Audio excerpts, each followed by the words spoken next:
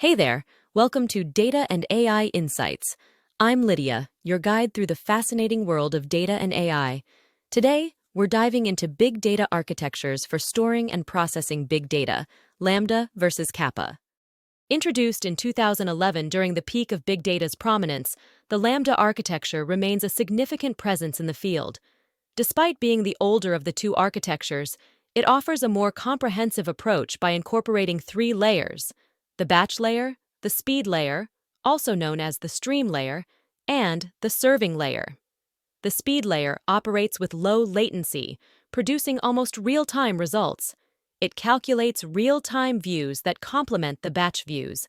The speed layer receives incoming data and provides incremental updates to the batch layer results. By implementing incremental deduction logic, the speed layer significantly reduces computational costs. The batch layer is responsible for processing the entire data set, ensuring the generation of the most accurate results.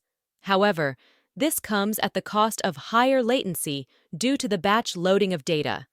On the flip side, the batch layer can handle complex calculations without time constraints.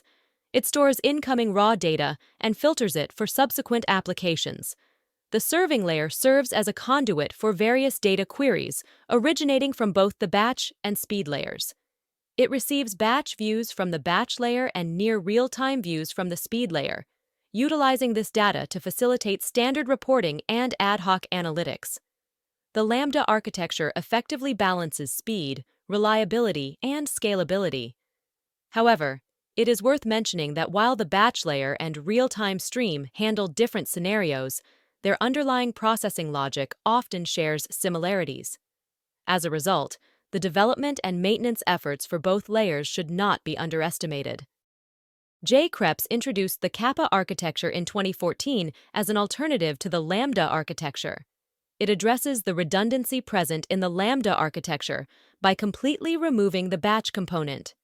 By eliminating the parallel operation of two pipelines, the Kappa architecture simplifies the overall architectural complexity.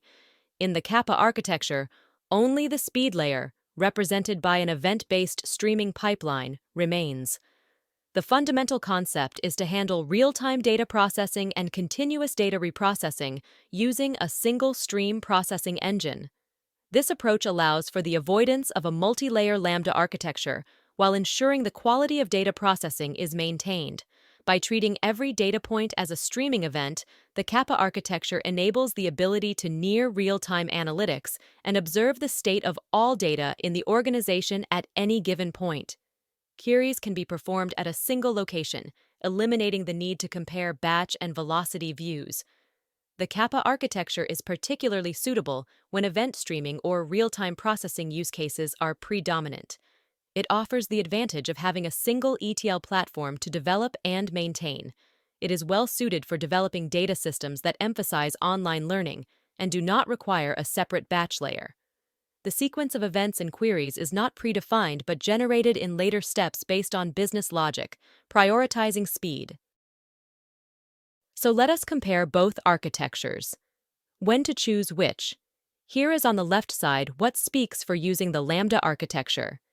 If data is to be processed ad hoc on quasi-unchanging, quality-assured databases, or if the focus of the database is on data quality and the avoidance of inconsistencies.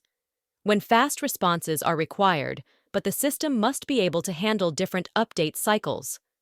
On the other hand, we can rely on the Kappa architecture in these cases. When the algorithms applied to the real-time data and the historical data are identical. If the analytic system is online learning capable and therefore does not require a batch layer. The order of events and queries does not matter, but the stream processing platforms can exchange data with the database instantly at any time. If your requirements prioritize a highly reliable data lakehouse update process and efficient machine learning model training for accurate event predictions, the Lambda architecture is the recommended choice. By leveraging both the batch layer and the speed layer, the Lambda architecture ensures minimal errors and optimized processing speed. Alternatively, if you seek a streamlined big data architecture that excels in handling distinct and continuously emerging events, e.g., fueling data for numerous mobile applications, the Kappa architecture is the ideal solution for data platforms with the main purpose of real-time data processing. Its focus on unique, ongoing events allows for effective and responsive data processing. Thank you for watching our video.